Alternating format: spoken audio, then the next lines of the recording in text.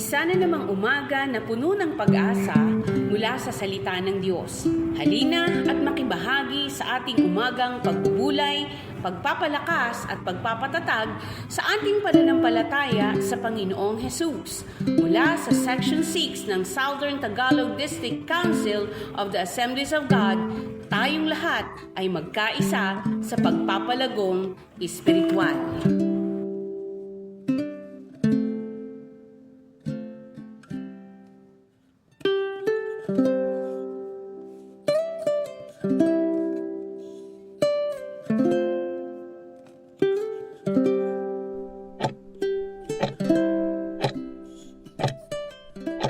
Magandang araw po sa ating lahat, sa mga kapatid ko sa Panginoon.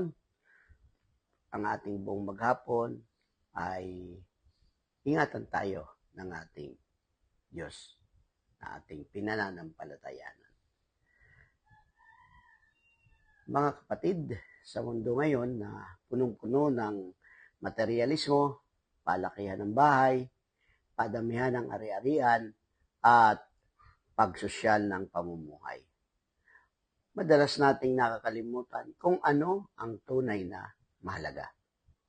Ang ating teksto ngayong araw ay isang paalala mula kay Agor, ang manunulat ng Kawikaan 30 na nagpapakita ng isang mapagpakumbaba, ngunit makapangyarihang panalangin.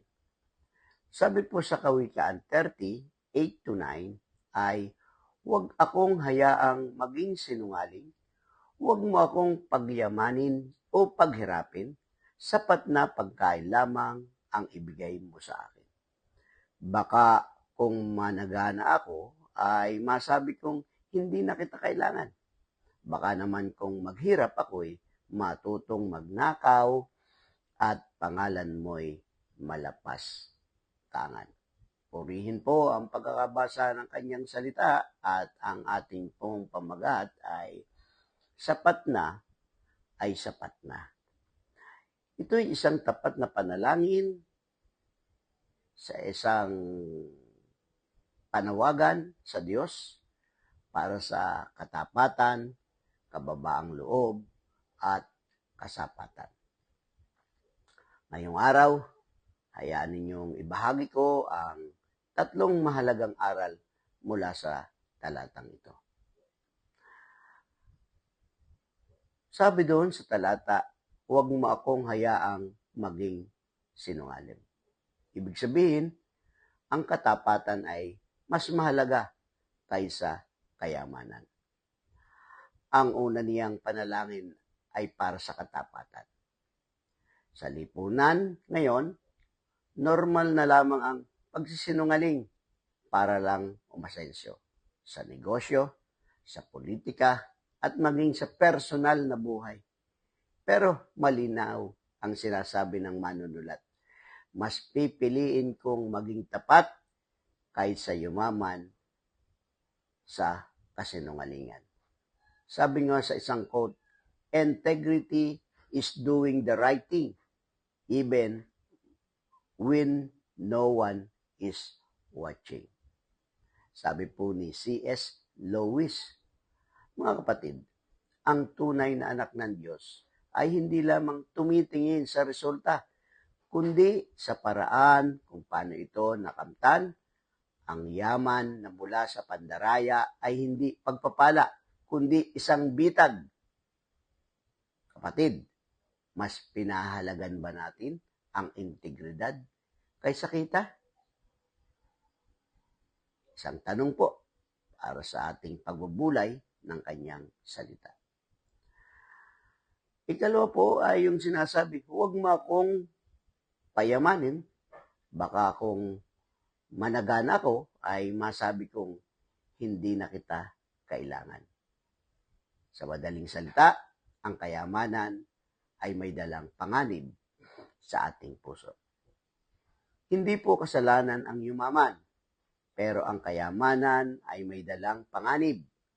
Ito'y maaring maging dahilan ng pagkalimot sa Diyos kapag ang tao ay nasanay na sa kasaganahan, minsan ay nagiging arugante, independyente, at makalimutan ang Diyos.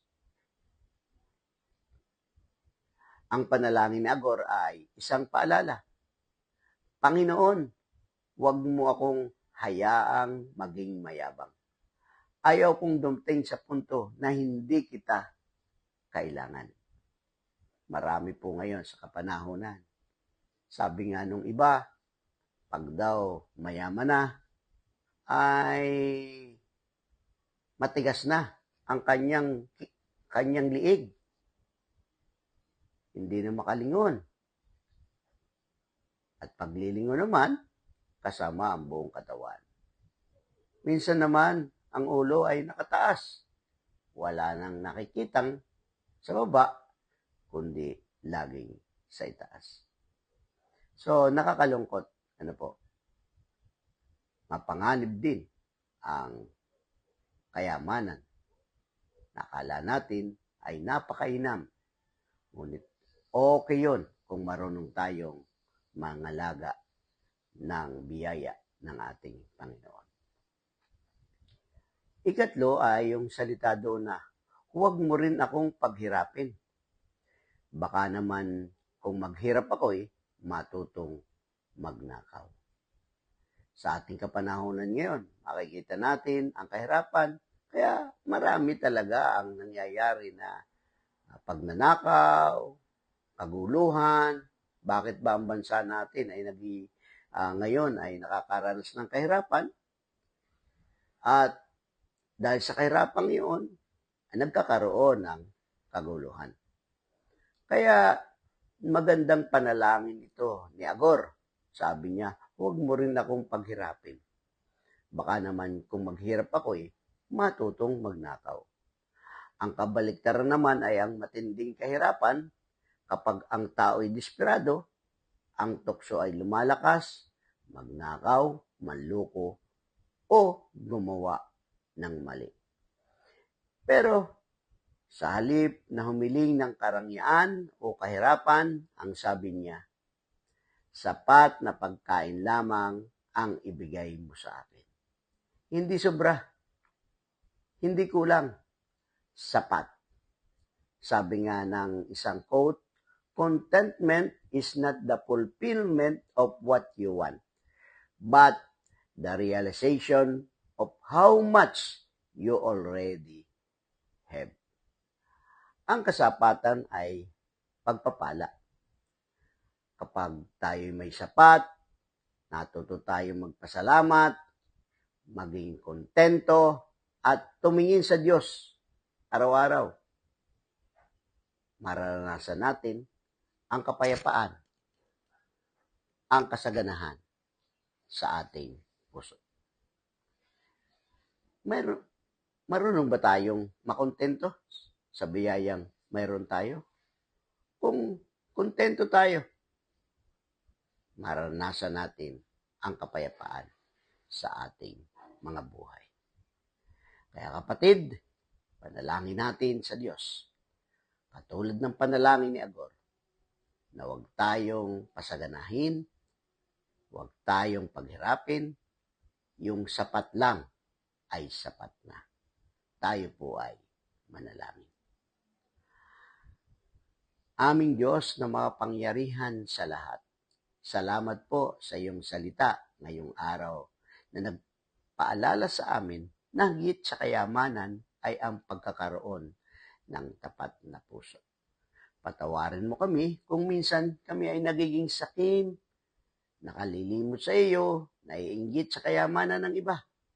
Panginoon, tulad ng panalangin ni Agor, nais naming hilingin sa iyo. Huwag mo kaming hayaang magsinungaling o maligaw ng landas. Huwag mo kaming payamanin kung ito'y maglalayo sa iyo. At huwag mo rin kaming hayaang maghirap na kaming matuksong magkasala.